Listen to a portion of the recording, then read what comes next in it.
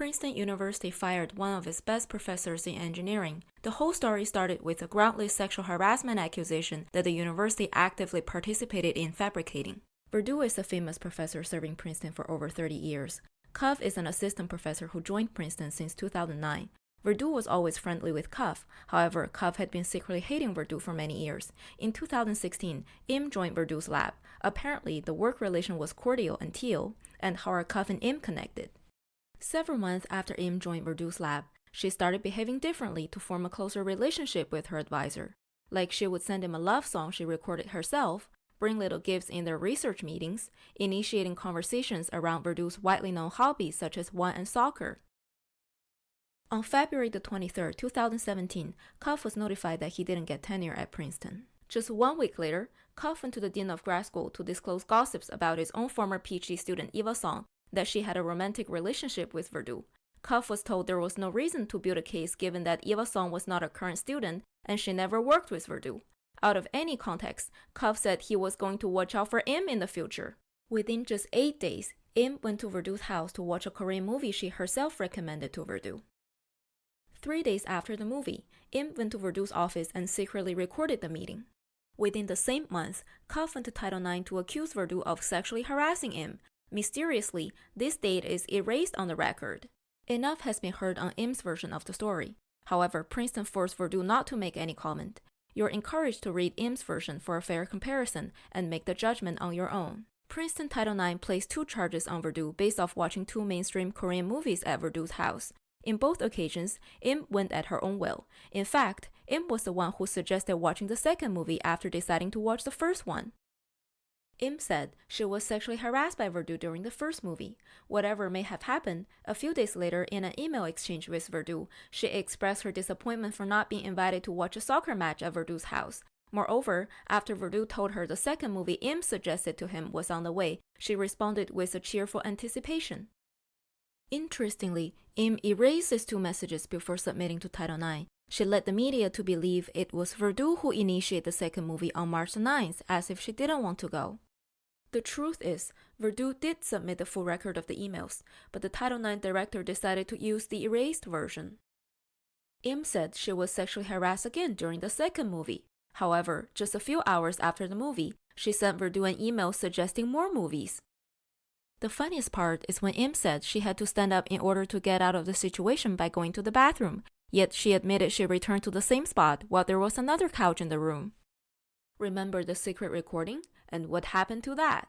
Same trick. Im erased most of the secret recording. Even with that, whatever's left in that recording is inconsistent with any sexual harassment. Don't forget, all of this happened just a few days after Cuff went to disclose gossips about Eva Song and Verdu, and decided to watch out for Im, as if he could predict the future, the very near future. When Im went to Title IX to lodge her own complaint, she made the allegation about a consensual relationship between Eva Song and Verdu. Im had never met Eva Song. Title IX was hiding Im's role in the Eva Song allegation and making Verdu believe these are 2 independent cases. Let's take a look at the intertwined alignment of Cuff and Im's connivance. Amazingly, the date Cuff went to accuse Verdu was conveniently erased from the record by Princeton. Allegations about consensual relationships should be handled by the Office of the Dean of the Faculty, but the Title IX director took upon herself to contact Dr. Eva Song. Subsequently, a panel led by the Title IX director interviewed Verdu. Verdu was completely amazed by how 2 casual hangouts with a grad student became a case. Im was working with him normally even after she secretly recorded him. And the timing with the other allegation about Eva Song, something was not right. Despite all the suspicious coincidence and destruction of evidence, the panel convicted Verdu of sexual harassment. There was no material evidence supporting Im's sexual harassment complaint. The panel convicted Verdu based on a bunch of she says. With a big difference in Im and Verdu's depositions, the panel gave Im full credibility based on the following argument. It was not Im's idea to report Verdu, it was someone else who first reported it. Therefore, Im was a reluctant party in accusing Verdu, and she must have no reason to lie. Right, reluctant. Shortly after Im received the Title IX's report that convicted Verdu, she started approaching Eva Song. Hiding her identity of making the allegation about Eva Song and Verdu, Im told Song Princeton Title IX found Verdu guilty for sexually harassing her, but was disappointed that the university didn't fire him. Eva Song was a PhD student of Paul Cuff from 2010 to 2015. Since graduation, she has been working in industry. Song had always respected her advisor Paul Cuff. Before Cuff had to leave Princeton due to tenure denial, Song sent him an email with tears in her eyes. Just want to let you know, you have been a great advisor and I miss those days I was working with you. I'm very lucky to have you as my advisor in Princeton.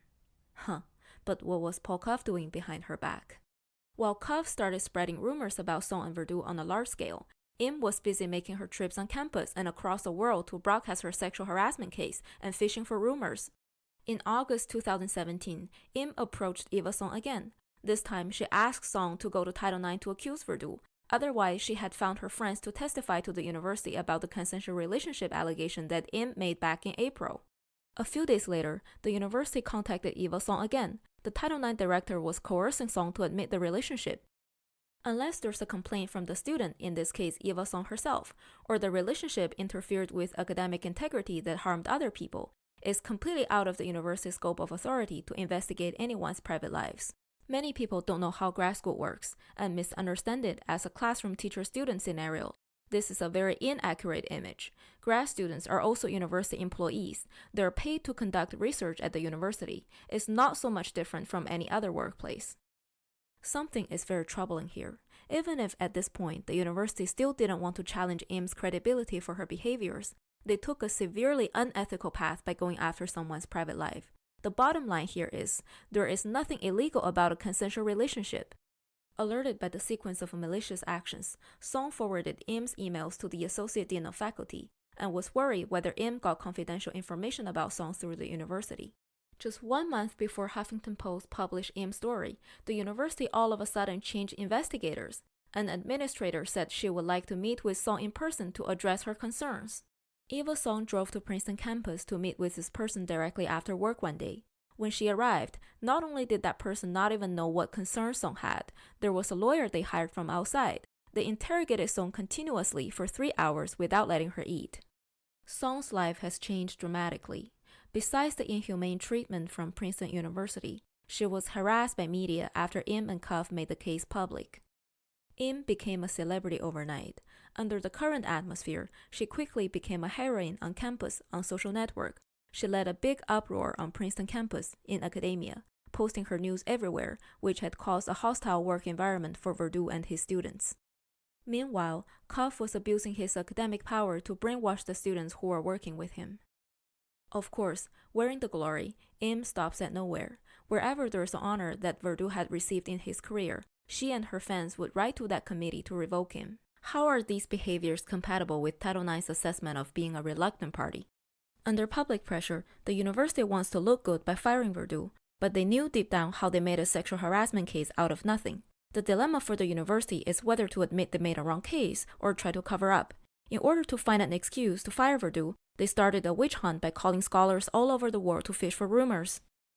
Lacking sufficient evidence to proceed, the university president decided to hack Verdu's email account and read every single email with Song through her personal email, even until 2017, 2 years after she graduated. Coming back empty-handed from the hacked emails that clearly showed with any objective measure that Eva Song never received any special treatment compared to her peers. Yet what President Ice Gruber said had casted doubt on the value of Eva Song's work and her technical capability. Feeling furious and insulted by the university president, Eva Song sent him an email saying, "I am astonished by how low and unethical the president of a university can go. Would you have done this if I had been a male student?" Let's recap. After Im made these 2 allegations, the university first went after Song. Despite lacking sufficient evidence, they used Song's case as background to convict Verdu of Im's sexual harassment case. Their reasoning was since Verdu may have a relationship with a former grad student, therefore must be guilty of sexual harassment. Next, they reopened Song's case by hiring special investigators to go after Song's private life. Once Im and Cuff launched a media war, the university used the sexual harassment case finding as background to convict Verdu again about consensual relationship. The circular logic is amazing. Verdu tried to file an appeal but was denied. Right after that, President Ice Gruber hacked Verdu's emails with Song. The hidden agenda of the university is overwhelming. Don't forget, grad school is just a workplace. Relationships between professors and grad students are not uncommon and mostly very trivial. is perfectly legal, but Princeton gave Verdu the heaviest possible penalty on something legal, but only 1 year probation on something illegal. Obviously, they know how ridiculous the sexual harassment case is, but they need to screw Verdu until the end. With so much power in their hands, it's so easy for the Princeton University administrators to ruin people's lives and careers. This university runs an endowment of $23 billion from alumni. Ironically, this money is used to pay these administrators to bug their alumni's private lives. You may be wondering why I know so many details about these cases.